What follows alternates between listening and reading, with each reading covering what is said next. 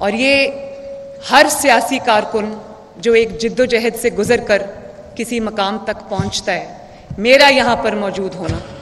उस हर सियासी कारकुन की खिदमात का एतराफ़ है, उसके लिए एक शाबाश है।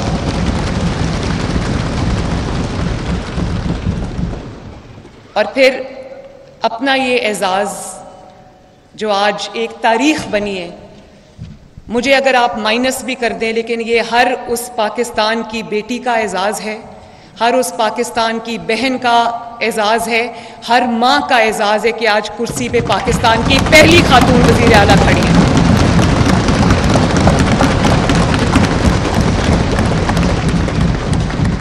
और उम्मीद करती हूँ जनाब स्पीकर,